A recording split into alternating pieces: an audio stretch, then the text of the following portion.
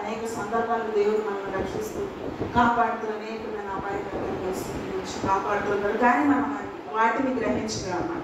గ్రహించినవి కొన్ని, గ్రహించలేనివి అనేవి ఉన్నాయి. అయితే మనం ఈ 4 డేస్లో దేవుని యొక్క మహాకృపను బట్టి ఇచ్చిన అవకాశం బట్టి వందనాలు తెలియజేస్తున్నాను. అంటే మార్కు సువార్త 2వ అధ్యాయం 13వ వచనాన్ని మనం జాగ్రత్తగా గమనించినట్లయితే, ఆయన సముద్ర తీరమున మరలా నడిచిపోవచ్చుండెను. జనులందరూ ఆయన వారికి బోధించారు. అంటే ఏంటంటే ఆయన సముద్ర తీరాన్ని మరలా బోధిస్తున్నాడంటే మరలా వచ్చిందండి అంటే ఆల్రెడీ ఒకసారి వస్తేనే ఏదైనా ఎవరినైనా మనం మరలా వచ్చింది. అయితే ఈ సందర్భాన్ని మరలా మనం 1వ అధ్యాయం మార్కు సువార్తలో మనం గమనించినట్లయితే 1వ అధ్యాయం 16వ వచనంలో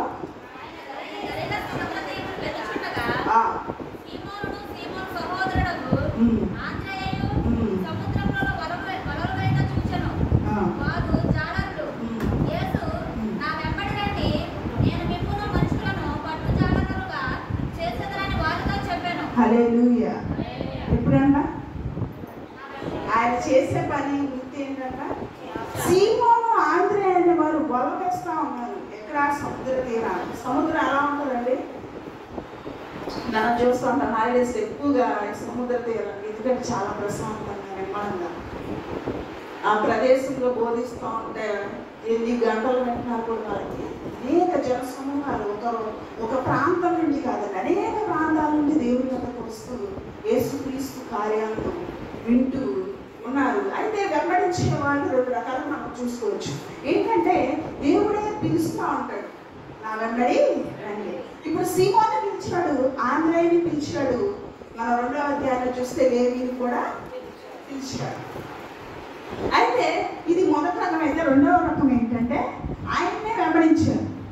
ఆయన చేసిన ఆశ్చర్య కార్యాలను విని, ఆయన చేసిన గొప్ప కార్యాలను చూసి, ఈయన ఖచ్చితంగా దేవుని కుమారుడే, ఖచ్చితంగా మనుష్య కుమారుడే, ఈయన ఖచ్చితంగా అనేక అద్భుతాలు చేస్తారని ప్రతి ఒక్కరు విశ్వసించి వెంబడించారు.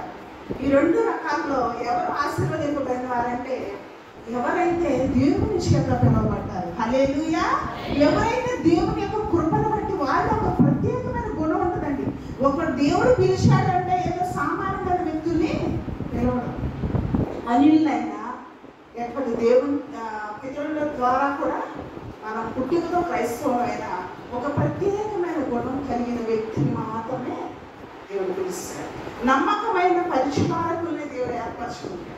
చాలా మంది ఏమన్నారంటే సేవకులు వారికే సేవ చేయాలా, వారే ఉండాలా అంటే మోషేని కూడా అలాగే సరిగారు.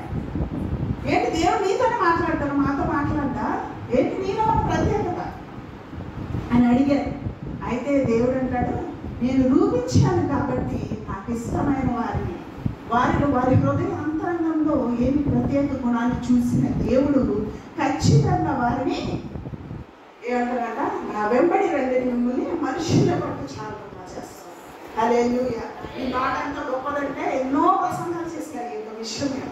శిష్యులుగా ఉన్నవారిని, అది జరిగింది కొన్ని వేల సంవత్సరాల క్రితమైనా, ఆ శిష్యుల యొక్క పేర్లు ప్రతి క్షణము ఎప్పుడు ప్రసంగం చేసిన ఆ శిష్యులు చేసిన గొప్పతనం గురించి.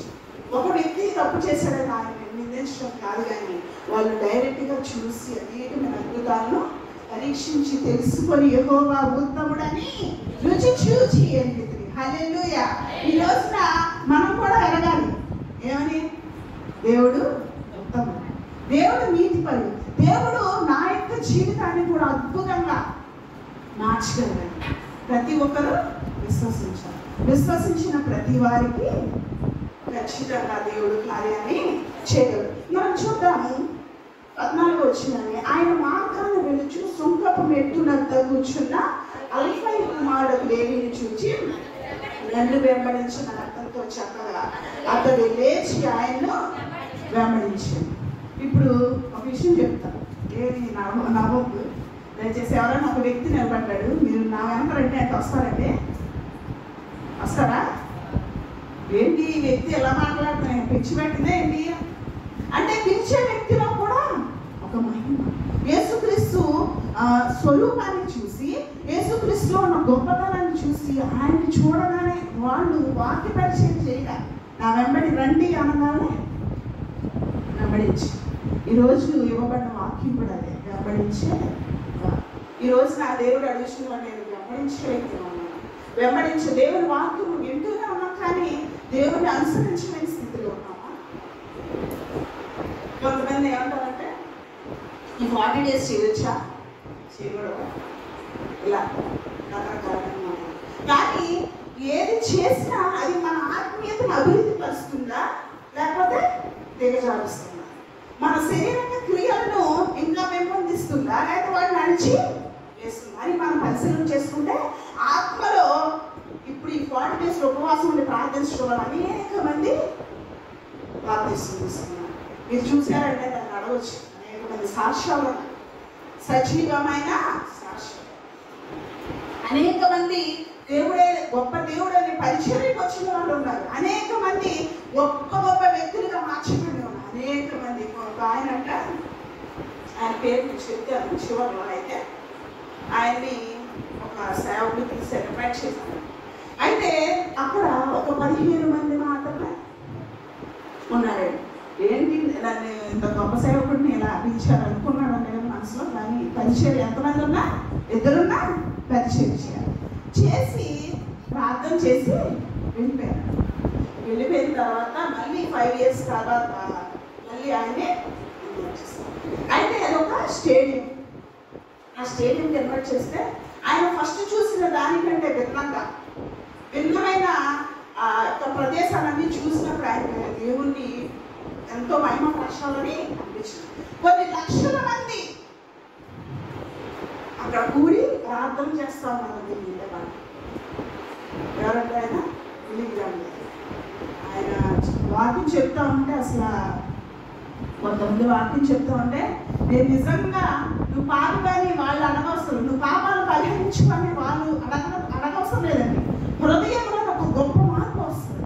హృదయ అంతరంగంలోనే దేవుని యొక్క కృప ఏంటి, దేవుని యొక్క ఔన్నత్యం ఏంటి, దేవుడు మన కొరకు సిలువలో కాచిన రక్తం ఏంటి, ఆయన యొక్క వీపు నాగడ చాలా దున్నబడిందండి. అది ఒక్కొక్కటి మనం నిజంగా చదివి అర్థం చేసుకుంటే దేవుడు చేసిన గొప్ప కార్యం మనకి అర్థం. ఏదో వినేసి చర్చలు వినేసి వెళ్ళే సరిపోతుంది. బైబిల్ గ్రంథాన్ని సరిగ్గా చదివితే దేవుడు చేసినటువంటి కార్యం మనకి అదే చెప్తానా. అయితే నేను ఒక విషయం చెప్తాను ఏంటంటే, ఒక తల్లిదండ్రులు ఒక బిడ్డని చాలా కష్టపడి చదివించారు. అయితే చదివించిన తర్వాత ఆ వ్యక్తి గొప్పవాడే, చాలా కష్టపడ్డారు వ్యవసాయం చేసి. అయితే ఆ వ్యక్తి గొప్ప వ్యక్తిగా అయినాక ఆయనకి సన్మానం చేస్తూ ఉంటే తల్లిదండ్రులు అలా చైర్లో కూర్చున్నారంట. ఇక్కడ కూర్చుని ఆయన సన్మానం చేస్తూ ఉంటే ఆయన అనుకున్నారంట, 2 మాటలు మాట్లాడినట్టు కదా ఉపన్యాసం చేయండి, ఏదన్నా 2 మాటలు చెప్పడం ఇన్స్పిరేషన్ అని చెప్తా ఉంటే ఆయన నేను బాగా చదివానని చెప్పలేదంట, నేను రాత్రి బాగా విపరీతంగా చదివానని చెప్పలేదంట. ఏమని చెప్పలేదు సార్, నా తల్లిదండ్రులు నన్ను కష్టపడి ఆహారం తినకుండా నా కోసము రాత్రి పగలు పనిచేసింది. ఒక పూట చేసి నన్ను ఎంత గొప్ప వ్యక్తిగా చేశారంటే ఆ తల్లిదండ్రులు కళలో వచ్చి అప్పటి వరకు చేసిన కష్టం అంతా మర్చిపోయారు. ఇప్పుడు యేసు ప్రభు కూడా అడుగుతా ఉన్నాడు, చూస్తూ ఉన్నాడు, నేను ఇంతగా అనేక మంది శిష్యులను తయారు చేస్తాను, అనేక మంది కోసము నేను 3.5 సంవత్సరాలు పరిచర్య చేస్తే దేవుడు ఏమని అడుగుతున్నాడు తెలుసా, మనం ఏ స్థితిలో ఎప్పుడైతే నువ్వు దేవుని మాట విని గొప్ప వ్యక్తిగా మార్చబడ్డావో అప్పుడు ఆ వ్యక్తిని కూడా ఇది ఎందుకు చెప్పింది శారీరకపరమైన సన్మానం, కానీ ఒక గొప్ప సేవకుడిగా మార్చబడినప్పుడు ఆ వ్యక్తిని కూడా నిలవబెట్టి సన్మానం చేసినప్పుడు ఆయన కూడా ఒక మాట చెప్పాడు, ఏమని, నా యేసయ్య కలువరిగిరిలో నా కొరకు కాచిన రక్తాన్ని నేను గుర్తు పెట్టుకుని పరిచయం చేసి ఇంత గొప్ప సంఘాన్ని స్థాపించాను. అప్పుడే ఎవరు కన్నీళ్ళు పెట్టుకుంటారు? తల్లిదండ్రులు పెట్టుకున్నారండి. ఇప్పుడు ఎవరు పెట్టుకుంటారు? మన దేవుడు కన్నీళ్ళు పెట్టుకుంటున్నాం చూస్తాం. నేను ఇంట్లో చేసిన త్యాగాన్ని ఆయన కూడా మర్చిపోయాడు. ఎందుకంటే ఇంత అంత గొప్ప మార్పు ఒక్క వ్యక్తిలోనైనా వచ్చింది. హల్లెలూయా. ఎందుకంటే శారీరక పరమైన మనుషులు తల్లిదండ్రులు జ్ఞాపకం చేయడానికి కారణం ఏంటంటే మనకి అర్థం కాదు. ఇప్పుడు డైరెక్ట్గా చెప్తే మనకి అర్థం కాదు. రెండు రకాలైన విషయాలు ఎప్పుడు యేసు ప్రభు వారి కూడా చెప్తారు. ఉపమాన రీతిలో శిష్యులకి ఒకలాగా, విశ్వాసులకి అక్కడికి వచ్చి వినేవారికి చాలా విపులంగా వివరించి చెప్పారు. కాబట్టి ప్రతి ఒక్కరు మనం జ్ఞాపకం చేసుకోవాల్సిన విషయం ఏంటంటే అక్కడ నన్ను వెంబడించమని అతనితో చెప్పగా అతడు లేచి ఆయన వెంబడించాను. 15వ వచనాన్ని చదువుతాం, జాగ్రత్తగా అందరూ చదవండి.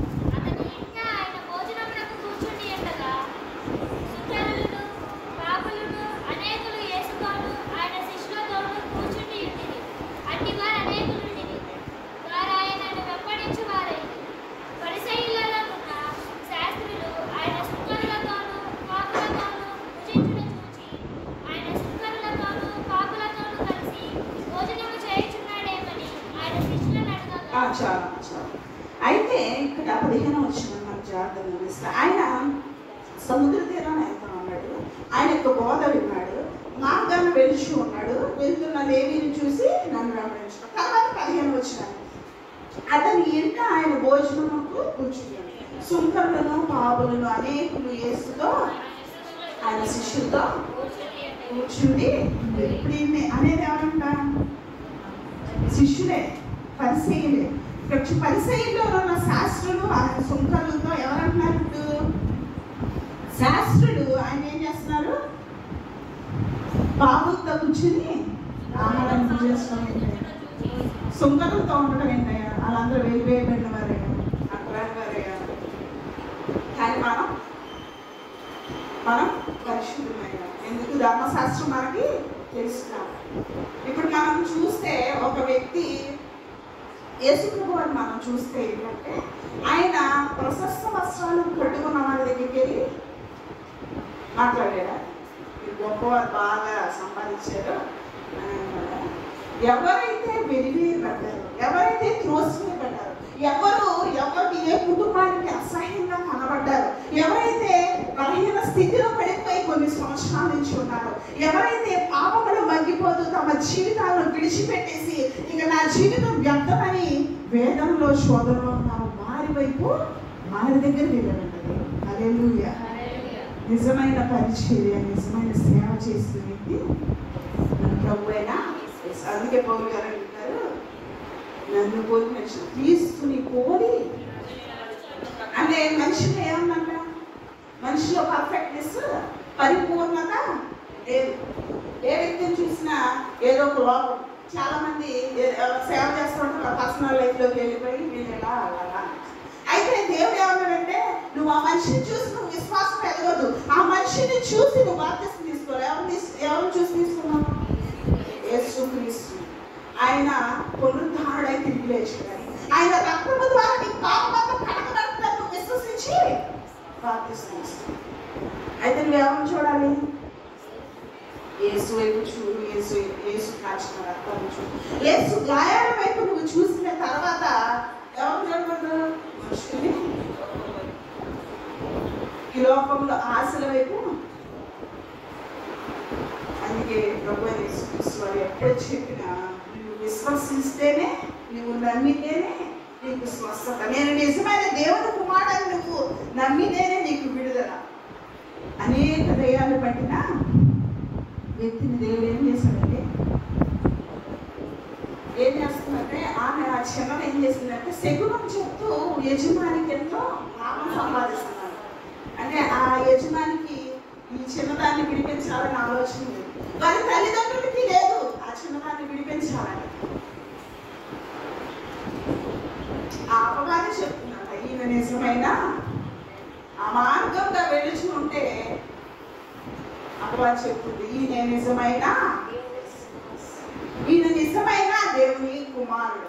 ఈ రోజున దేవుడు కూడా అడుగుతున్నాడు, 8 సంవత్సరాల నుంచి దేవుని వాక్యాన్ని వింటున్నారని మనం దేవుణ్ణి ఏ విధంగా అర్థం చేసుకున్నాం? యేసుక్రీస్తుని ఏ విధంగా అర్థం చేస్తాం? ఈయన నిజమైన దేవుని కుమారుడని మనము విశ్వసిస్తున్నామా? విశ్వసించట్లేదా?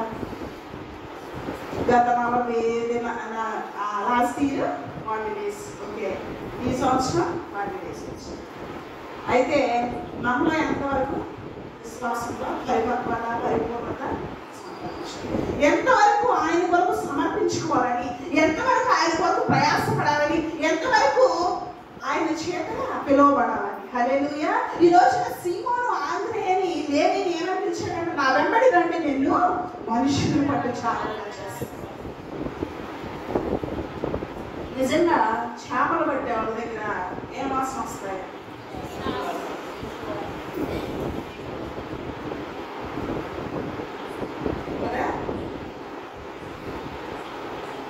ఆ వ్యక్తిని ఎవరైనా లెక్క చేస్తారండి? అమ్మడానికి ఎవరు వస్తే ఆ వ్యక్తిని ఎవరు విలువగా చూడరు. ఆ వ్యక్తిని కుటుంబం కూడా తేలిగ్గా చూసినా ఎవరు చూస్తారంట? దేవుడు చూస్తారంట. ఒక బలహీనమైన వ్యక్తిగా సముద్రంలో చేపలు పట్టే వ్యక్తిని దేవుడు పిలిచి గొప్ప శిష్యుడిగా మార్చాడు. హల్లెలూయా. ఈ రోజున అంత ఘనత ఏ మనిషికి రాదండి. ఎంత మనం ప్రయాసపడినా ఏ వ్యక్తి గురించి సాక్ష్యమో చెప్పమండి. ఏం చేశారు? ఆయన మహిమను చూసిన వారు ఆయన వెంబడి వెళ్ళారు, ఆయన యొక్క పరిచర్య చేశారు. అనేకులు భూదిగంతముల వరకు ఆయన యొక్క సువార్తను ప్రకటించారు. ఆయన చనిపోయిన తర్వాత వెనుతిరిగిన మళ్ళీ ఆయన కొరకు విశ్వాసయాత్రలో కొన్నిసార్లు సభ్యులమా పడిపోయామా అని అనిపిస్తూ ఉంటుంది. కానీ మరలా ప్రార్థన చేస్తుంటే దేవుడు మనలో లోపాలను తెలియజేస్తూ మనల్ని పరిశుద్ధులుగా మార్చాలని దేవుడు ప్రతి దినం ఆయన కనిపిస్తూ మన మీద. కాబట్టి ప్రతి ఒక్కరు గమనించవలసింది ఏంటంటే, మనం ఎంతవరకు చదివా? 15 వరకు చదివాం. అయితే ఇట్టి వారు అనేకులు వారు ఆయన వెంబడించారు. పరిసయ్యుల్లో ఉన్న శాస్త్రులు ఆయన సుంకరులతోనూ పాపులతోనూ భుజించడం చూచి ఆయన సుంకరులతోనూ పాపులతోనూ కలిసి భోజనం చేయుచున్నాడని ఆయన శిష్యుడు కదా. యేసు ఆ మాట విని రోగులకే కానీ ఆరోగ్యం గల వారికి వైద్యుడు అక్కర్లేదు. ఎందుకు ఈ మాట అంటే, అక్కడ రోగస్థితిలో ఉన్నారంటే బలహీనమైన పాపులు సుంకరులు అంటే వాళ్ళు రోగులని మెన్షన్ చేయాలి. కానీ వారికి ఏం తెలియదు, దేవుని సువార్త తెలియదు. యేసు క్రీస్తే ఈ లోకానికి వచ్చాడు, ఆయన యొక్క దైవ కుమారుడే వచ్చాడనే విషయం తెలియదు. కానీ ధర్మశాస్త్రం తెలిసిన శాస్త్రులకు మాత్రం తెలుసు, ఆ విషయం తెలుసు. ఆ విషయం తెలిసిన వారు ఏం చేస్తున్నారంటే, దేవుడే కలిసి యేసు ఆ మాట విని రోగులకే కానీ ఆరోగ్యం గల వారికి వైద్యుడు అక్కర్లేదు. అంటే ఈ వైద్యం ఎలాంటిదంటే, ఆత్మీయంగా హృదయాంతరంగాలకు దేవుని వాక్యాన్ని ప్రచురించి వారిని ఏం చేశారంట? రోగులుగా ఉన్న వారిని స్వస్థపరిచారు. నిజంగా దేవుని సన్నిధికి వచ్చిన తర్వాత మనం ఆలోచించేది ఏంటంటే, శారీరకమైన స్వస్థత కావాలి, లేకపోతే మనం గొప్ప వ్యక్తులుగా మార్చుకోవాలి, లేకపోతే మన బిడ్డలో ఒక గొప్ప ఉన్నతమైన స్థితిలో ఉండాలని ఆలోచిస్తున్నాం. అలా కోరుకోవటం మంచిది కాదని దేవుడు కూడా చెప్పలేదు. అడుగుడి మీకు. కాబట్టి అడగాలి, వెతకాలి. దేవుడు ఎక్కడ ఉన్నాడు? దేవుడు మన హృదయంలో ఉన్నాడా లేదని మనం చూసుకోవాలి. దేవుడు మన ప్రార్థన వింటున్నాడా, లేకపోతే మన ప్రార్థన నిజమైనదా, మన ప్రార్థన నిష్కలంకమైనదా, మన ప్రార్థన ద్వారా గొప్ప కార్యాలు మనకి జరుగుతున్నాయా, లేకపోతే మన సంఘానికి ఏమైనా అభివృద్ధి ఉందా, లేకపోతే అనేకులకు నువ్వు ఒక రోల్ మోడల్గా ఒక మాదిరిగా ఉన్నావా అని దేవుడు పరిశీలనగా చూస్తూ ఉంటే అప్పుడు యేసుప్రభువు అంటారు, రోగులకే కానీ ఆరోగ్యవంతులకి. అప్పుడు వాళ్ళందరికీ భోజనం చేస్తూ ఉంటే మనం ఏదో మాట్లాడుతున్నాం కదా. ఆయన కూడా ఏం చెప్పి ఉంటారంటారు. ఆయన ఈ లోక సంబంధమైన మాటలైతే ఏదో ఒకటి వాక్యం చెప్పుకుంటాను అని నేను అనుకుంటున్నాను. అప్పుడు ఏమొచ్చింది? స్వస్థత. ప్రతి ఒక్క వచనాన్ని చాలా జాగ్రత్తగా చదివితేనండి అక్కడ ఏం జరిగి ఉంటుందో పరిశుద్ధాత్మ దేవుడు మనకు ఒక ప్రేరేపణ ద్వారా, ఒక ఆలోచన ద్వారా ఇస్తూ ఉంటాడు. నువ్వు బలహీనమైన వ్యక్తిగా ఉన్న మనుషులకు నువ్వు బలహీనంగా కనపడతా, మనుషులకి నువ్వు ఏమి వ్యక్తి వల్ల ఉపయోగం లేదు, విలువ లేదు అనుకున్నా కానీ దేవుడు మాత్రం వదిలిపెట్టడు. హల్లెలూయా. దేవుడు పక్షపాతి కాదు, దేవుడు వెలివేసేవాడు కాదు. దేవుడు ఎటువంటి వ్యక్తినైనా, ఎటువంటి దరిద్రునైనా, ఎటువంటి నీచమైన వ్యక్తినైనా ఎన్నుకుని ఆయన యొక్క పరిచర్యలో ఆయన యొక్క శిష్యుడిగా చేయాలని దేవుడు ఎప్పుడు ఎదురు చూస్తున్నాడు. అయితే నేను అనుకుంటాను, శిష్యుల్ని వెంబడించమన్నాడు. ఓకే, 6 సంవత్సరాలు సందర్భాలు అవి అయిపోయాయి. అయితే ఈ దినాల్లో కూడా దేవుడు పిలుస్తూ ఉన్నాడా? ఎవరినైనా ఆలోచించి పిలుస్తున్నాడా? చాలా మంది సాక్ష్యం చెప్తూ ఉంటున్నారు, దేవుడు పిలిచాడు పరిచర్య చేయాలని, నన్ను దేవుడు ప్రతిష్ఠించాడు అని చెప్తాను. పిలుస్తున్నాను. అయితే మనలో కూడా 2 రకాలైన వ్యక్తులు ఉన్నారా? దేవుడిని వెంబడించే వాళ్ళు, ఆయన స్వస్థతను చూసి వెంబడించేవాళ్ళు, ఆయన పిలుచుకోవా వ్యక్తులు. మనలో కూడా 2 రకాలు ఉన్నారు. అయితే మనం ఏ దశకు ఏ కోణానికి చెందిన వారని మనం కూడా అద్భుతాల కోసం, ఆశ్చర్య కార్యాల కోసం దేవుని సన్నిధికి వస్తున్నానా? దేవుడు నన్ను పిలిచాడు, దేవుడు నాకు ప్రేరేపణించాడు, దేవుని యొక్క సన్నిధిలో నేను ఒక పాత్రగా వాడబడాలి, దేవుని యొక్క కృప నేను పొందుకోవాలని దేవుని సన్నిధికి ప్రతి ఒక్కరు ప్రతి దినము పరిశీలించుకోవాలి. దావీదు గారు అదే, నా ప్రాణం యెహోవా. ఎందుకు ప్రాణాన్ని బలపరచుకోవాల్సిన అవసరం, ప్రాణాన్ని స్థిరపరచుకోవాల్సిన అవసరం. కొన్ని సందర్భాల్లో మన హృదయమే మనల్ని నేరమోపం చేస్తాం. కొన్ని సందర్భాల్లో మన హృదయమే నువ్వు దేవుని సన్నిధికి రాలేదు, ఎందుకు నీకు అలాగే. ఏం చేశాడు దేవుడు? ఇన్ని సంవత్సరాల నుంచి దేవుని సన్నిధికి వస్తున్నావు, ఏం చేశాడు అని ప్రతి ఒక్కరు ఒక అపవాది చిన్నగా ఆలోచనని కలిగేస్తాం. మనం విశ్వాసులుగా ముందుగా వచ్చేటప్పుడు 2 తలంపులు మనలో ఉంటాయండి. ఏంటంటే ఎక్కువగా అపవాది తలంపు బైబిల్ చదువుదాం అంటే వద్దు, ఆ పని అంటే ఈ పని చేసుకోవాలి, పిల్లలు చూసుకొని. ఇంకో తలంపు ఏమంటే దేవుని సన్నిధికి నువ్వు మోకరించి ప్రార్థన చేయాలంటది. అపవాది ఏమంటుందంటే నీకు ఆల్రెడీ మోకాళ్ళు ఎక్కువ ఉన్నాయి, నేను ప్రార్థన చేస్తాను, ఇన్ని సంవత్సరాలు చేసి ఏమొచ్చింది, నీకు నాకు ఉపయోగం ఉందా అని అంటారు.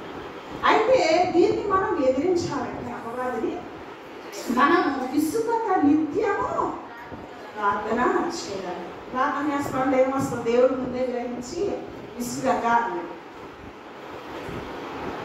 అంటే ప్రార్థన చేస్తూ ఉంటే విసుగు, బైబిల్ చదువుతుంటే నిద్ర, దేవుని సన్నిధికి వస్తే నిద్ర, అలసిపోయిన ప్రాణాలే మనవి. పౌలు గారు అంటాడు, నేను ఎవరికి భారంగా ఉండకూడదని పగలు పరిచయం చేస్తా ఉన్నాడు. అక్కడ రాత్రి ఒక డేరాలు కుడుతూ అంటే సంఘం మీద ఆధారపడాలి ఆయన, కానీ సేవకులు సంఘం ద్వారా ఉండాలి. కానీ ఆయన ఏమంటాడంటే నేను ఇంకా గొప్ప బహుమానాన్ని దేవుని సన్నిధిలో పొందుకోవాలి. హల్లెలూయా. దేవుని సన్నిధిలో ఒక గొప్ప వ్యక్తిగా మార్చబడాలి అని ఆలోచన చేసిన వ్యక్తి పౌలు గారు. ఇంత గొప్ప పరిచర్య చేశాడు. ఒక హింసకుడుగా ఉన్నాడు, ఒక దోషణ మాటలు అంటే ఏంటంటే చాలా బలమైన మాటలు అండి. అసలు అవి ఎవరైతే అనుభవిస్తారో వాళ్ళకి తెలుస్తుంది, నేను చెప్తే అర్థం కాదు. ఎవరైతే ఆ యొక్క సన్నివేశంలో ఉన్నారో, ఎవరైతే వాటిని భరించారో, ఎవరైతే దాన్ని అనుభవించారో, ఎంత మనోవేదన పడ్డారో వారికి మాత్రమే తెలుస్తుంది అన్నమాట. కానీ ఎప్పుడైతే దేవుడు మాట్లాడాడు, ఆయన హృదయం అంత కఠినమైన హృదయం. అసలు ఆ దేవుడు అంటే అసలు మీరు ఎందుకు సంఘానికి వెళ్తారని ప్రశ్నించే వ్యక్తి నిలబడి వీధుల్లో వాక్యం చెప్తూ ఉంటే ఒక్కొక్కరికి ఈయన హింసించిన ఈయన సౌర్యుడంటే, ఈయన పౌలని చెప్తున్నాడంటే, దేవుడు నాకు కనపడ్డాడు అంటాడంటే అని ఒక్కొక్కళ్ళు ఆయన చూసి వాళ్ళు మనసుకుంటారు. అంత కఠినమైన వ్యక్తిని దేవుడు మార్చి ఏం చేశాడంటే ఆయన వాక్యం చెప్పడం కాదు, ఆయన మాదిరి చూసి, ఆయన యొక్క ప్రవర్తన చూసి, ఆయనతో వచ్చిన గొప్ప మార్పును చూసి అనేక మంది మార్పు చెందారు. హల్లెలూయా. అన్ని సంఘాలను ఖండించారంటే, అంతమంది శిష్యులు తయారు చేశాడంటే, అంతమంది కోసము ఉపవసించి ప్రార్థించాడంటే, దేవుని శక్తిని పొందుకున్న తర్వాత నువ్వు వెనక తిరిగి చూడవాలి. నువ్వు వెనక తిరిగి చూస్తున్నావంటే ఈ లోపల అసలు నీ మీద ఏలుబడి చేస్తా, ఈ ఈ లోకంలో తలంపులు నిన్ను కలహీనపరుస్తాం. అయితే ఈరోజు అంటూ ఉన్నాడు, నువ్వు ఏ విధంగా ఆయన్ని వెంబడిస్తావు, ఏ విధంగా ఆయన కొరకు ఎదురు చూస్తున్నావు, ఏ విధంగా ప్రార్థనలో ఆయన నాతో మాట్లాడాలనే ఆ ఆశ నీలో కలిగి ఉన్నావు అని ప్రతి ఒక్కరు ఆత్మ పరిశీలన, ప్రతి దినము పరిశీలన. ఎందుకు ప్రతిదినం చేసుకోవాలి? ఒకసారి ప్రార్థన చేసి సరిపోతుంది వారం కదా, అదే ఎంత మంచిగా అనిపిస్తుంది. మనకి ఈ లోకంలో ఉంటాం కాబట్టి రకరకాల ఆలోచనలు ఉంటాయి కాబట్టి అనిపిస్తాం. అయితే ఎందుకు వారానికి ఒకసారి ఉపవాసం ముందుగా చేయాలి? శుక్రవారమే ఆ వారం అంతా దేవుడు మనల్ని ఇష్టమైన రెక్కల కింద కాచి కాపాడాలని మనం ముందుగా ఆయన్ని విన్నవించుకుంటూ ఆయనకు విజ్ఞాపన చేస్తూ ఆయన యొక్క సన్నిధి మనతో ఉండాలని, మనకు కాపుదల ఉండాలని, మన గృహాల్లో ఆయన యొక్క సన్నిధి ఉండాలని మనందరం ముందుగా ఉపవసించి ప్రార్థన చేయాలి. ఎప్పుడైతే ప్రతిదినం ప్రార్థన చేసే వాళ్ళకి యొక్క అనుభవాలు చూపాను, ఎప్పుడైతే ఒక్కరోజు ప్రార్థన చేయలేమో మన మనసు ఎలా ఉంటుంది? చాలా కూలిపోతుంది, ఏదో భారంగా ఏదో కోల్పోయినట్టుగా అనిపిస్తుంది. ఈ రోజున వెంబడించే వ్యక్తులకి అలాంటి అవసరం ఉండదు. వెంబడించే వ్యక్తులుగా అలాంటి విసుగుగా ఉండదు. వెంబడించే వ్యక్తులకి ఏ రోజు దేవుడిని విడిచిపెట్టి ఉండాలని అనిపించాడు. హల్లెలూయా. ప్రార్థన చేస్తూ అంటూ ఉంటాడు, ప్రతి వ్యక్తి అంటాడు, దేవా ఈరోజు నీ సన్నిధిలో ప్రార్థించడం నేను ఇచ్చిన అవకాశాన్ని బట్టి నీకు హల్లెలూయా. అంటే ప్రతి వ్యక్తికి ఆ అవకాశాన్ని దేవుడే. ఎప్పుడైతే మనం ప్రార్థన చేయడం స్టార్ట్ చేస్తాం ఆ టైంలో ఆటోమేటిక్గా మెరుగు వచ్చేస్తాం. ఇప్పుడు 6ంటికి వేసి ప్రార్థన చేసే వాళ్ళకి అలారం పెట్టుకోవచ్చు ఆటోమేటిక్గా. 8ంటికి పడుకున్నారు. గొప్ప గొప్ప సేవకులు అనుభవాలు చెప్తూ ఉంటే నాకు అనిపిస్తూ ఉంటాయి, వాళ్ళు ఇంటికి వచ్చిన వాళ్ళు 1, 2 అలా అయ్యి మళ్ళీ పొద్దున్నే వాటి పరిచయకి కానీ మనం సేవకులతో ఏమాత్రం పోల్చుకో, కష్టపడే వాళ్ళతో ఏమాత్రం పోల్చుకో, కష్టపడకుండా శరీరాన్ని. అయితే చూడండి ఒకసారి ఆ యొక్క అధ్యాయాన్ని జాగ్రత్తగా పరిశీలన చేస్తే నేను చివరికి వస్తున్న టైం అయిపోతుంది. అయితే మార్కు సువార్త 1:16 సీమోను ఆంద్రేయని దేవుడు పిలిచాడు, వెంబడించమన్నాడు. అయితే 2వ అధ్యాయం 13వ వచనంలో లేవీని దేవుడు పిలిచాడు. 3వ అధ్యాయం 7వ వచనం గొప్ప జన సమూహము ఆయన కొరకు. ఒక్కసారి ఆ వచనాన్ని చదువుగా.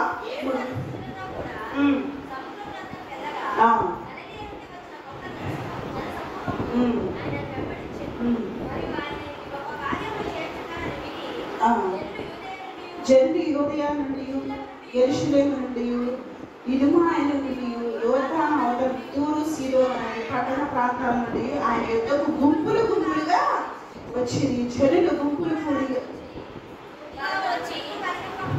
చిన్న దోణి ఒకటి దాన్ని సిద్ధపరిచి ఉంచవాలని ఆయన తన శిష్యులు ఆయన అనేకులను స్వస్థపరిచింది కనుక రోగ పీడితులైన వారందరూ ఆయన ముట్టుకొనవాలని ఆయన మీద పడుచు అపవిత్రాత్మని పట్టిన వారు ఆయన చూడగానే ఆయన ఎదుట సాగిలపడి నీవు దేవుని కుమారుడు అని చెప్పుచు కేకలు వేసి. హల్లెలూయా. సాక్ష్యం మనం చెప్తాం కదా, అది కూడా ఈయన నిజమైన అంటే నిజం కాని వారు కూడా దేవుడిగా, నిజం కాని వాళ్ళు కూడా నేను దేవుని యొక్క పరిశుద్ధతను కలిగి ఉన్నారని వ్యక్తపరుస్తున్నాను. అయితే మనం ఇక్కడ చూస్తే ఆయన ఎప్పుడైతే ముట్టుకున్నాడో, ఆయన ఎప్పుడైతే ఆయన చేతులు ఉంచాలని ఏం చేస్తున్నారంట, ఆయన మీద పడిపోయి. ఇప్పుడు మనం కూడా చూస్తున్నాం, ఇప్పుడు స్వస్థావరం వచ్చేసి. అందుకే దేవుడు అన్నాడు, నాలో నువ్వు విశ్వసిస్తున్నావు, నువ్వు నమ్ముతున్నావు అంటే స్వస్థ కావాలంటే ఏంటంటే మనలో కూడా విశ్వాసం, మనలో కూడా పవిత్రత ఉండాలి, మనలో కూడా దేవుడు చేస్తాడు, నిజమైన దేవుడు అనే ఆలోచన ఉండాలి. ఈయన వల్లే సాధ్యము, ఈ మనుషుల వల్ల అసాధ్యం. మనుషులు ఏమీ చేయరు, మనుషులు నిన్ను ఆదరించరు, మనుషులు నిన్ను ప్రోత్సహిస్తారు, నమ్మిన వారు నిన్ను. కానీ దేవుడు దేవుని మీద అక్కడ విపరీతమైన అక్కడ ఎక్కడి నుంచి యెరూషలేము నుంచి ఇదుమా నుంచి గల్లీ నుంచి ఇక ఇలా అనేక ప్రదేశాల ప్రాంతాల నుంచి జనాలందరూ వచ్చేసారు. అయితే వీళ్ళందరినీ ఒక ప్రశ్న అడగాలి. ఏంటంటే వీళ్ళందరూ యేసుప్రభు సిలువ వేస్తున్నప్పుడు ఉన్నారా? ఎవరెవరు ఉంటారుగా. ఇప్పుడు ఈ వార్త స్వస్థపరుస్తున్నారన్న వార్త అందరికీ తెలిసి అందరూ వచ్చేసారు. కానీ సిలువ వేస్తున్న వార్త తెలీదా?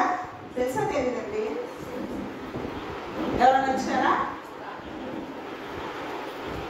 అద్భుతాలు అంటే స్వస్థతలు అంటే మనకి మేలు కాబట్టి మనకు శిక్ష పడుతుందంటే ఏ మాత్రం అసలు ఆయన ఎవరో కూడా దగ్గర ఉన్న వాళ్ళే అన్నారు, శిష్యులే అన్నారు, పేదలే అన్నారు. ఎవరో నాకు ఎందుకంటే నన్ను కూడా తీసుకెళ్ళింది అంట, నన్ను కూడా హింస పెడతారు. ఆ పొలాదారు నేను ఎక్కడ పడ్డాను, ఆ రక్తం నేను ఎక్కడ నేర్చుకున్నాను,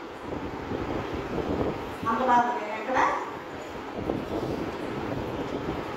అంటే మేలు చేస్తేనే దేవుడు, మేలు చేయకపోతే అది నీ విశ్వాస పరిమాణం బట్టి ఉంటుంది. ప్రతి ఒక్కరి విశ్వాసం బట్టి.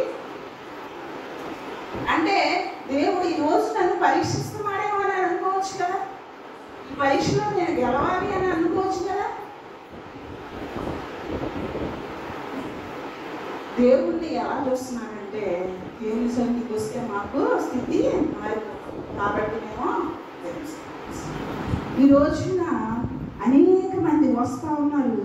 నీవు దేవుని కుమారుడని చెప్పుచుకే తను ప్రసిద్ధి చేయవద్దని ఆయన వారికి ఖండితంగా ఆజ్ఞాపించిన ఆజ్ఞ ఉంచారా అండి. అన్ని ప్రాంతాల నుంచి వచ్చి ఇంకా అనేక ప్రాంతాల నుంచి వస్తూ ఉన్నారు. ఎందుకు? ఆయన తను ప్రసిద్ధి చేయవద్దని. ఎవరిని ప్రసిద్ధి చేయమన్నాడు? యేసుక్రీస్తు కార్యాలన తండ్రినే ప్రసిద్ధి చే తండ్రి చిత్తాన్ని నెరవేర్చాడు. తండ్రి యొక్క గొప్పతనాన్ని చెప్పడానికి ఇష్టపడ్డాడు. కానీ నేను దేవుడు కుమారుడు కాబట్టి నేను ఎందుకు పోచడం కానీ, నేను దేవుడు కుమారుడు కాబట్టి నేను ఎందుకు పరిచయం చేయాలి, నేను దేవుడు కుమారుడు కాబట్టి ఒక శ్రమ కష్టం మీద కూర్చుని అనేకులకి ఆగ్రహించిన. అందుకే తగ్గింపు కలిగిన జీవితం ఆయన జీవించాడు. ఈ రోజున అక్కడ శిష్యులకి నేర్పించాడు. ఈ రోజున మనకు కూడా నేర్పిస్తున్నాం. హల్లెలూయా. కాబట్టి ప్రతి ఒక్కరి యొక్క పరిస్థితి ఏంటంటే ఆయన దేవుని కుమారుడైన ఏ విషయంలోనూ శిష్యుల కంటే, పరిచారకుల కంటే, పరిచర్య చేసేవాళ్ళ కంటే, సేవకుల కంటే, యాజకుల కంటే అందరికంటే గొప్ప వ్యక్తిగా మార్చబడ్డాడంట సిలువ త్యాగం వల్ల మాత్రమే. కానీ ఈ రోజున నేను చాలా గొప్ప వ్యక్తిని, గొప్ప పరిచర్య చేస్తున్నాను అన్న వాళ్ళు చాలా మంది ఉన్నారు. కానీ దేవుడు ఏ రోజు నేను యేసుక్రీస్తు ఎప్పుడు ఏ మాట ఇంకా అద్భుతం జరిగిందని కానీ అది దేవుని వలన, తండ్రి నాకు అనుగ్రహించిన మహిమ వలన, తండ్రి నాకు ఇచ్చిన శక్తి వలన నేను చేశాను. కానీ నా అంతట నేను ఏమీ అని తండ్రిని మహిమపరిచాడు, తండ్రిని ఘనపరిచాడు. తండ్రి యొక్క స్థితిని ఇంకా గొప్ప వ్యక్తిగా ఆయన మాదిరిని చూపించి మనకి పునరుద్ధారుడుగా తిరిగి లేచి మన యొక్క స్థితి మార్చాలి. ఈరోజు నేను ఒక విషయం చెప్తాను. దేవుని సన్నిధికి రావడం వల్ల దేవునికి ఏమైనా మేలు జరుగుతుందండి? దేవుని సన్నిధికి రావడం వల్ల మీ సంఘానికి ఏమైనా మేలు జరుగుతుందా? దేవుని సన్నిధికి రావడం వల్ల సేవకులకి ఏమైనా మేలు జరుగుతుంది? ఎవరికి జరుగుతుంది మేలు? ఎవరికి శాంతి వస్తుంది? ఎవరికి సమాధానం వస్తుంది? ఎవరికి అభివృద్ధి కలుగుతుంది? ఎవరికి జ్ఞానం వస్తుంది? అందుకే బైబిల్ గ్రంథంలో సొలొమోను అంటాడు, నాకు జ్ఞానము తెలివితే నాకు ఇయ్యా అన్నప్పుడు దేవుడు అనుగ్రహించాడు. ఆ జ్ఞానం వల్ల ఆయన యేసు ప్రభుకి ఏం చేయాలి, తండ్రికి ఏం చేయాలి, ఏం చేశాడు? ఆయనకున్న రాజుగా ఉన్నటువంటి వ్యక్తి మంచి తీర్పులు తీర్చాడు. అలాగే గొప్ప వ్యక్తిగా గొప్ప సామెతలు రాయలేదు. హల్లెలూయా. అంటే దేవుని సన్నిధికి రావడం వల్ల మన జ్ఞానము అభివృద్ధి, దేవుని వెంబడించడం వల్ల మనకు శాంతి కలుగుతుంది, దేవుని అనుసరించడం వల్ల మన స్థితి మార్చబడదు, దేవుని మాటలు మనం మాట్లాడుకోవడం వల్ల శాంతి వస్తుంది. ఈ లోక సంబంధమైన మాటలు మాట్లాడినప్పుడు ఏమొస్తుంది? అదే ఎవరైనా వచ్చి ఒక విషయం మనకు చెప్పారు, అదే మన తలంపుల్లో ఉండి ఏం జరుగుతుందో ఏంటో, నిజమేనంటావా అబద్ధం అంటావా? నిజం, ఇది జరిగేది ప్రతి ఒక్కరిలో. ఏదైనా ఒక న్యూస్ వచ్చిందంటే సముద్రంలో ఏదో వింత వింత జీవులు వస్తున్నాయి, ఏం జరుగుతుందో, ఎక్కడ ఏ జలప్రళయం వచ్చిందో, భూకంపం వచ్చిందో, సునామీ వచ్చిందో. అంటే ప్రతి ఒక్కరు ఏమొస్తుందని ఆలోచన. ఇతర విషయాలను పట్టించుకోవడం వల్ల దేవునికి, ఇతర విషయాలను పట్టించుకోవడం వల్ల దేవుని వెంబడించడంలో మన నడక స్పీడు ఆగిపోతుంది. ఇతర యొక్క ఆలోచనలు మనం పట్టించుకోవడంలో ఉండటం వలన మనం చేసే పని కూడా ఇష్టమే. అందుకని ఎవరి పని వారు చేసుకుంటూ దేవుని వైపే, యేసు వైపే చూసి, యేసునే వెంబడించి, యేసుక్రీస్తు కార్యాన్ని వెంబడించి, నీకు సాధ్యమైతే నీ పక్క వారికి దేవుని యొక్క మాటలు వినిపిస్తూ నిజంగా కాలాన్ని గడుపు. దేవుడు ఖచ్చితంగా నీకు శాంతి, సమాధానం, నెమ్మది గృహానికి అనుగ్రహించాలని దేవుడు రాత్రికాలం మాట్లాడుతున్నాడు. హల్లెలూయా. మనుష్య జ్ఞానానికి అందనటువంటి మాటలు, మనుషునికి తలంపులకు రానిటువంటి ఆలోచనలు దేవుడికి ఉన్నాయి. హల్లెలూయా. ఒక దేవుని జ్ఞానం ఎంత ఉంటుంది అని మనం ఆలోచన చేస్తే, ఒక ఇసుక దగ్గరికి మనం వెళ్తాం, దేవుణ్ణి ప్రశ్న, దేవుణ్ణి అడుగుతాం. మనం ఒక ఇసుక దగ్గరికి వెళ్ళి దేవా నీ జ్ఞానం ఏంటంటే మామూలుగా అర్థించుకున్నాం, దేవుడు తీసుకొచ్చి నీకు చూపించి ఇది నా జ్ఞానం, నువ్వు లెక్క పెడతారా? ఇన్ఫినిటీ అంటే దా జ్ఞానానికి అంతము లేదు. ఆయన వెంబడించడం వలన నువ్వు అధికమైన జ్ఞానవంతులుగా. అందుకే కీర్తన గ్రంథంలో ఉంటుంది, నీ ఆజ్ఞలు నేను అనుసరించి నడవడం వల్ల వృద్ధుల కంటే నాకు అధిక జ్ఞానం కలిగింది. హల్లెలూయా. అంటే చిన్న వయసులోనే గొప్ప జ్ఞానం. వృద్ధులు ఏంటంటే పరిస్థితులన్నీ అనుభవించి ఏది మంచి చెడు తెలుసుకుని, ఏది చాలా మంది అడగడానికి ఎవరి దగ్గరికి వెళ్తారు, సలహా అడగడానికి దగ్గరికి, ఇలా ఉన్నా మా సమస్య ఏం చేయాలి. అయితే దేవుడు అంటాడు, నువ్వు ఇతర వ్యక్తుల మీద ఆధారపడితే వాళ్ళు ఎలాంటి సలహా ఇస్తారు మనకి, అది జరిగిపోయిన తర్వాత మనం ఎలా చేస్తాను అనుకున్న తిరిగి దాని పరిస్థితులు చాలా ఉంటాయండి. అలాంటి కాంట్రాక్ట్ పొజిషన్స్, అది ఏమి అర్థం కాని పరిస్థితులు కొన్ని ఉంటాయి. అయితే నీకు అలాంటి సమయంలో కూడా జ్ఞానము, తెలివి, వివేచన కావాలి అంటే నిరంతరము దేవుని ఆజ్ఞలు, దేవుని వాక్యాన్ని చదవడం వల్ల వృద్ధుల కంటే అధిక జ్ఞానము మనకి వస్తుంది. అలానాడు దావీదు గారు కూడా ఆయన ప్రార్థన విశ్లేషణ జ్ఞానాన్ని అనేక కీర్తనలు రాశారు. ఈరోజు ఒక మాట్లాడితే ఒక పాట రాయగలగా, ఉన్న పాటలు సరిగ్గా పాడటమే మనకి గంటలు నేనైతే గంటలు ప్రిపేర్ అయ్యి రాసిన పాటనే మనం ప్రిపేర్ అవ్వడం. కానీ అది ఎన్ని కీర్తనలు రాశాడు తెలుసా? మొత్తం ఎందుకు చూడండి ఒకసారి, చివరికి 150 కీర్తనలు రాశాడు. ఒక్కొక్కటి చాలా అంటే దేవుని మీద ఆధారపడి, దేవుని వెంబడించి, దేవుని కొరకు ఎదురు చూసి, దేవా నీవు నాకు జ్ఞానం ఇస్తేనే, దేవా నీవు నాకు కీర్తన దయచేస్తే, దేవా నీ సంకల్పం నా పక్షాన నెరవేస్తేనే, దేవా నీవు నాకు ఈ రోజు నేను ఇవ్వాలని ఆయన ప్రార్థన చేశాడు. కాబట్టి అంత గొప్ప కీర్తనలు రాయాలి. ఒక కీర్తన అర్థం చేసుకోవడానికి మన ఒక అరగంట వాక్యం చెప్పడానికి 2 గంటలు. కానీ ఆయన యెహోవాను స్తుతిస్తూనే ఉన్నాడు. ఎప్పుడు చూడండి కీర్తనలంతా చూస్తే యెహోవాను స్తుతించండి, యెహోవాను గణపరచండి, యెహోవాను ఆరాధించండి, ఆయన చేసిన ఆశ్చర్య కార్యాలను ప్రజల మధ్య వివరించండి. ఆయన ఏ రోజు మీరు దేవుడిని నమ్ముకోవడం ఒక గొప్ప విషయం అయితే, ఆయనలో స్థిరపరచబడడం, ఆయనలో బలపరచబడడం, ఆయన యొక్క కృప కొరకు ఎదురు చూడడం, ఆయన నిజమైన దేవుడని నిజంగా విశ్వసించడం, తనకు నిజంగా మొరపెట్టేవారు. అంటే నిజంగా కూడా మొరపెట్టారు. ఏదో తమ వాళ్ళు వస్తారు కాబట్టి ప్రార్థన, ఇంట్లో వాళ్ళు మంచి బ్రతుకుతారు అంటారు కాబట్టి, లేకపోతే ఎవరైనా వస్తున్నారంటే బైబిల్ తీసి, అయితే ఎలాంటి ప్రార్థన చేస్తున్నారు, ఎలాంటి వాటి నిజంగా చదవండి, హృదయపూర్వకంగా చదవండి. అందుకే రహస్యమందు నీవు తలుపు వేసుకొని నీ సన్నిధిలో నీవు ఉపవాసం ఉండి ప్రార్థన చేసినప్పుడు రహస్యమందున్న దేవుడు నీకు కనిపిస్తాడు. హల్లెలూయా. కాబట్టి ఇంకొక విషయాన్ని చెప్తాను. ఏరియా నుంచి మొదటి రాజుల గ్రంథము 1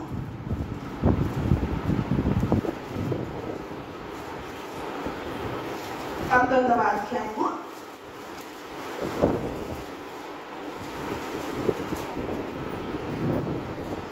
10వ వచనం చదువుదాం.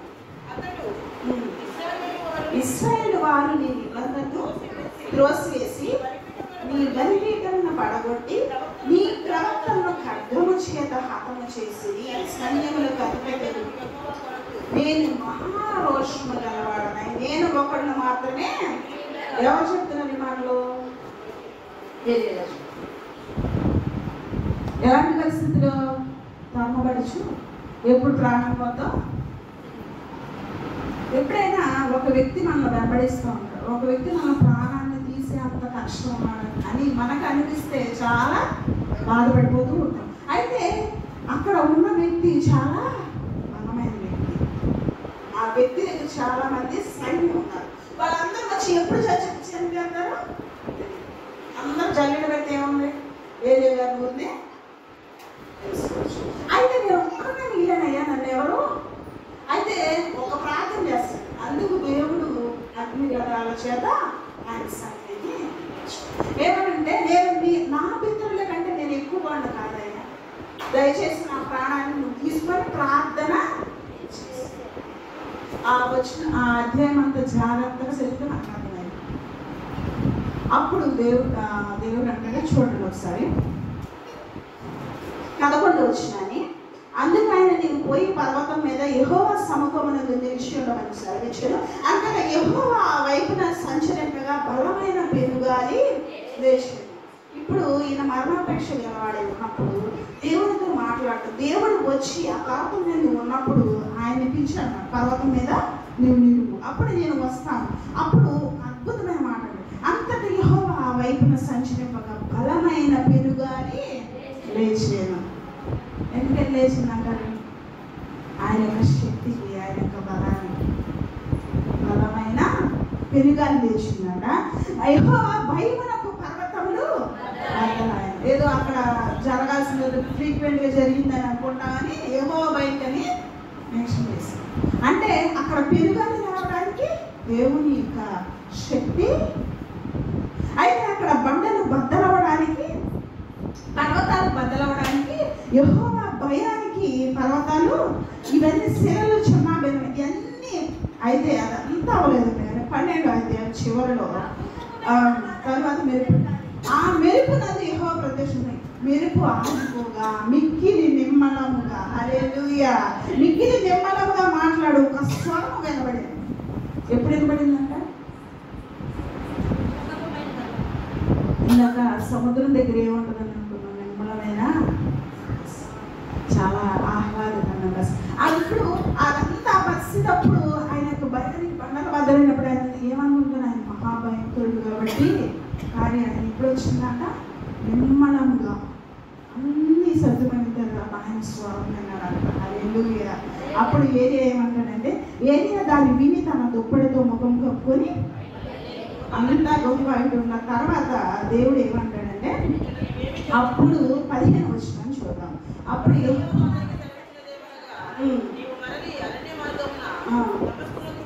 దానిలో ప్రవేశించి హజాయేలునకు పట్టాభిషేకం చేయము, అలాగే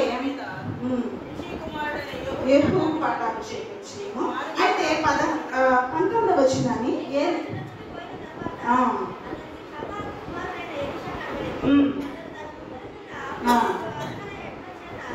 దుఃఖిది నుంచి 12వ అరకతాను తోలుచు ఏరియా అతన్ని చేరబోయి తన దుప్పటి అతని మీద అతడు ఎడ్లను విడిచి ఏరియా వెంట పరిగెత్తి నేను పోయి నా తల్లిదండ్రులను ముందు పెట్టుకుని. ఏమైంది అక్కడ? ఏం చెప్తా, వాక్యం చేయడం, ఉపన్యాసం చేయడం, దేవుడు గొప్పతనాన్ని చెప్పాల తీసుకెళ్ళి ఏం చేశారంటే దుప్పటి వేశారు. నిజంగా ఒక విషయం చెప్పంటారా, దేవుడు నిజంగా ప్రతి క్షణం మనం ప్రార్థన చేసేవాళ్ళైతే మహిమ మనలోనే ఉంటుంది. ఆయన మహిమ నిరంతరము నీ మీద ప్రతి దినము ప్రకాశిస్తూ ఉంటుంది. ఆయన ధరించే దుప్పటి ఆయన మీద ఏమైందండి, ఆయన కూడా గమనించారు. ఎవరిని? ఇందాక దాకా ఎవరిని గమనించారు? యేసు. కానీ ఏరియా నేను చనిపోతాను ప్రభు అని ఎప్పుడైతే ప్రార్థన చేశారో ఏరియాను కూడా నిరీక్షణ గమనించారు. అంటే ఒక ప్రవక్త తర్వాత ఇంకొక ప్రవక్తని దేవుడు అంటే దేవుడు ఏ రోజు ఆ యొక్క ఇశ్రాయేలుని కానీ ఆయన యొక్క ప్రజలను కానీ ఆయన చేత ఎన్నుకోబడిన బిడ్డలు ఏ రోజు వదిలిపెట్టాడు. హల్లెలూయా. అలనాడు అప్పుడు వారిని వదిలిపెట్టని దేవుడు ఈ రోజు మనల్ని కూడా ఆయన ఎలాంటి విధంగా నమ్మదగిన దేవుడు. అయితే ఆ వచనాన్ని మనం ఒకసారి చూద్దాము. 11వ వచనాన్ని 10వ వచనం చూద్దాం. అందుకు అతడు కాదు నీకు కలిగిన ఆత్మలో 2 వాడు నా మీదకి వచ్చినట్లు దయచేయమని అడిగాను. అందుకు అతడు నీవు అడిగినది కష్టతరముగా అయితే నీ యొద్ద నుండి తీయబడినప్పుడు నేను నీకు కనబడిన అట్లా ఆ ప్రకారం నీకు కనిపించాను.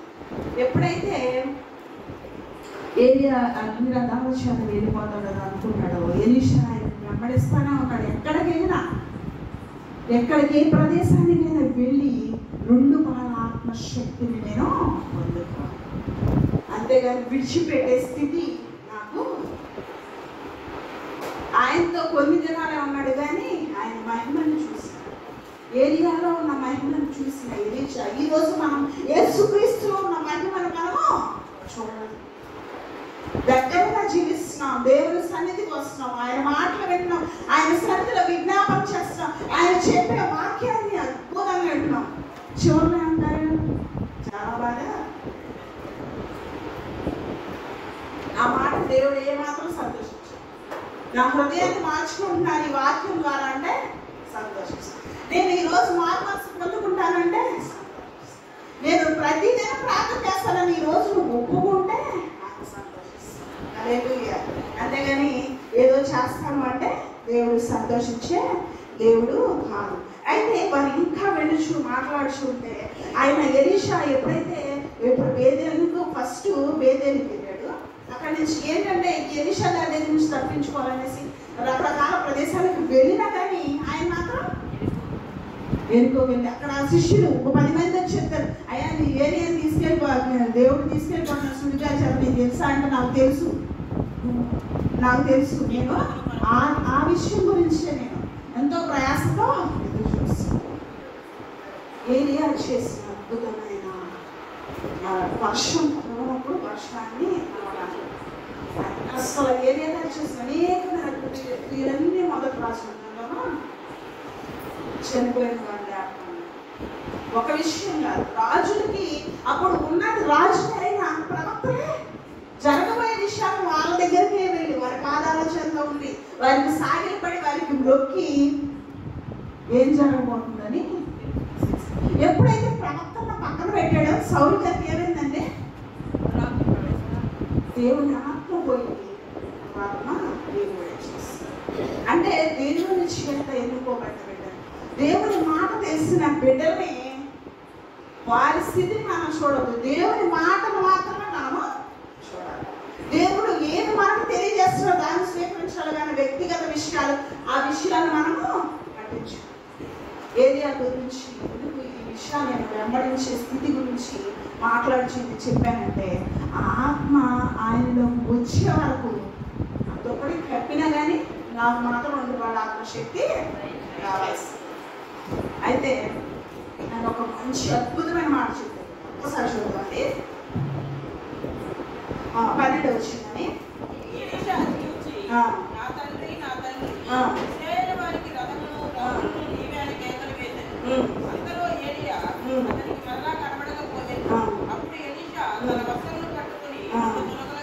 చాలండి.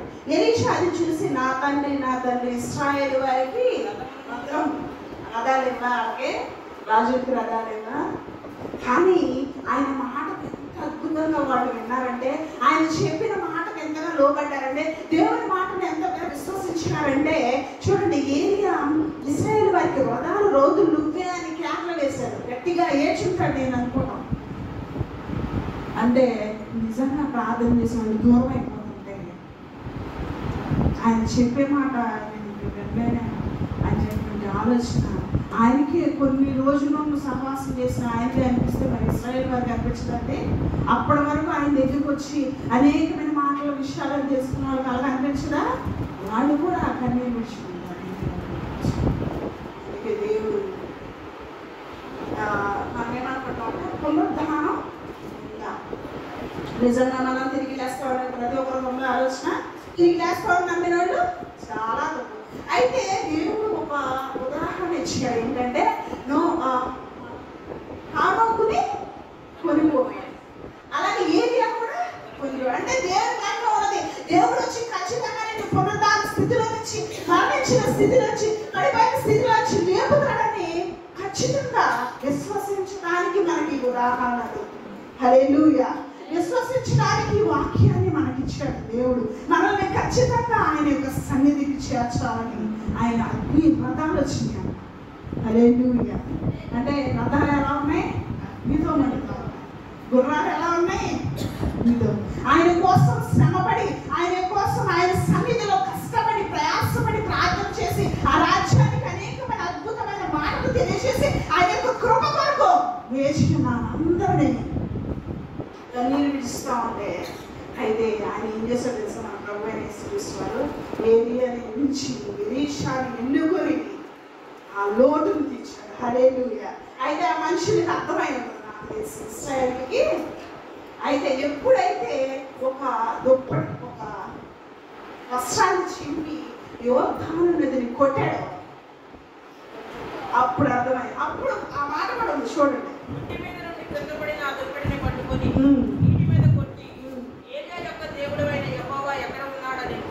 అతడు ఆ దుప్పటితో నీటిని కొట్టగా అది ఇటు అటు విడిపోయినందున ఎలీషా అవతలి ఒడ్డునకు నడిచిపోయాడు. 15వ వచనం చూద్దాం. ఎరుకో దగ్గర నుండి కనిపెట్టి చూసిన ప్రవక్తలు శిష్యులు అతన్ని చూసి ఏలియా ఆత్మ ఎలీషా మీద నిలిచి ఉన్నదని చెప్పుకొని అతను వెనుకల పోయి అతనికి సాష్టాంగ నమస్కారం చేసి. హల్లెలూయా. చాలండి.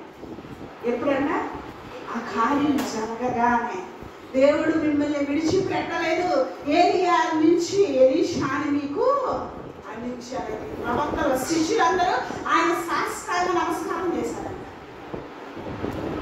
ఇది జరిగిన వెంటనే హల్లెలూయా. అంటే దేవుడు ఏ రోజు విడిచిపెట్టాలి, ఆయన కార్యం చేస్తానే ఉంటాడు. ఒకళ్ళ తర్వాత ఒకళ్ళని దేవుడు ఏర్పరచుకుంటాడు. ఒకళ్ళ తర్వాత ఒకళ్ళని పరిచర్యలో వాడుకుంటూ ఉంటాడు. ఒకళ్ళ తర్వాత ఒకళ్ళని సంఘాన్ని నడిపించే వ్యక్తులు దేవుడు ఏర్పాటు చేస్తాడు. కానీ ఏమాత్రం ఏం చేయండి, పొదువు ఉంచడం. హల్లెలూయా. నాకు అప్పుడప్పుడు అనిపిస్తూ ఉంటుంది యేసన్న గారి గురించి అంత పరిచయం చేస్తుందంట. ఆయన చనిపోవడం చాలా బాధేస్తున్నాను. ఎందుకంటే ఎంత మోకాళ్ళ మీద ప్రార్థించి వాళ్ళు లక్షల మంది వస్తూ ఉంటే ఆయన చేసిన ప్రార్థన ఎంత గొప్పది అని అనిపిస్తూ ఉంటుంది. ఆయన చనిపోయిన తర్వాత అంతకుముందు నాకు పెద్దగా తెలియదండి ఆయన గురించి. తర్వాత నుంచి తెలుసుకోండి. ఆయన అనుకున్నారంటే అబ్రహాం గారు ఒక డెస్టినీ ఇస్తాను, నేను అసలు ఏమి తెలివి జ్ఞానం లేదు. ఆయన చనిపోయిన తర్వాత అందరూ అన్న కామెంట్స్ ఏంటంటే, నేను ఎప్పుడైతే ఏ సమయాన్ని విడిచిపెట్టాడో ఇలా ఈ సేవ, అంత బలమైన సేవ, అంత శక్తివంతమైన ప్రార్థన, అంత శక్తివంతమైన పాటలు ఇచ్చే వ్యక్తులు లేరు అని అందరూ అన్నారంట. ఆయన ఏం చేశాడు తెలుసా? మనుషులు చూడాలి, దేవుని వైపు చూసి ఇంకా పరిచయం ఇంకా అద్భుతంగా కొనసాగిస్తూ అనేకమైన చోట్ల సంఘాలు స్థాపిస్తున్నాం. హల్లెలూయా. ఇది చాలండి మనకి యేసుక్రీస్తు ప్రభువారి యొక్క గొప్పతనం తెలుసుకోవడానికి, యేసుక్రీస్తు ప్రభువారి యొక్క ఔన్నత్యాన్ని తెలుసుకోవడానికి, యేసుక్రీస్తు ప్రభువారి యొక్క విశిష్టతను మనం తెలుసుకోవడానికి ఈ ప్రతి ఒక్క సంవత్సరంలో, ప్రతి ఒక్క దశాబ్దంలో, ప్రతి ఒక్క శతాబ్దంలో అనేకమైన ఉదాహరణలు దేవుడు మనకి ఇచ్చాడు. హల్లెలూయా. కాబట్టి ప్రతి ఒక్కరూ పరిశీలనగా జాగ్రత్తగా ఆలోచన చేస్తే ఖచ్చితంగా మనకున్న చిన్న అలవాటును వదిలేయటం, వాళ్ళు చేసిన గొప్ప పరిచర్య ముందు నేనైతే అసలు ఏమాత్రం కాదంట, తుమ్ము కూడా కాదంట. నువ్వు వారు మనసు పొందడం, బాధ్యతను పొందడం, దేవుడు వాక్యం చెప్పడం ఏమాత్రం కాదు. వాళ్ళు చేసిన ప్రయాసం, వాళ్ళు చేసిన కష్టం, వాళ్ళు అనుభవించిన శ్రమల ముందు ఆహారం కూడా లేక, వస్త్రాలు కూడా సరిగ్గా లేక, ఉండడానికి నిలువ నీడ లేక అనేక మంది ఉన్నారు. అనేక మంది కనబడకుండా ఎన్నో. ఒక ఆయన సాక్షులు, ఆయన 60 సంఘాలు స్థాపించాడట. వారి బిడ్డను అక్కడ అడవి ప్రదేశం ఉండటానికి వీళ్ళు ఆ బిడ్డ తీసుకుంటే వాళ్ళకి తెలిసిన వాళ్ళకి ఇచ్చేసారు. చిన్న బిడ్డలు వాళ్ళు తీసుకెళ్ళిపోయి వాళ్ళు ఇచ్చేసి వీళ్ళు భార్య భర్తలు పరిచయం చేసి అలా సంఘాలు స్థాపించారు. వాళ్ళు చేసిన కష్టం ఎక్కడికి దేవుడు ప్రత్యక్షపరుస్తుంటాడు. దేవుడు సాక్షిగా కూడా మనకు ఉదాహరణ ఇస్తుంటాడు. కాబట్టి ప్రతి ఒక్కరు పరిశీలించాల్సిన విషయం అయితే నేను నా మాటలు ఇస్తున్నాను. దేవుడు ఇచ్చినటువంటి ఆధిక్యత, దేవుడిని వెంబడించే స్థితి, దేవుడు ఇచ్చినటువంటి కృపను వ్యర్థంగా ఏమాత్రం వదిలిపెట్టదు దయచేసి.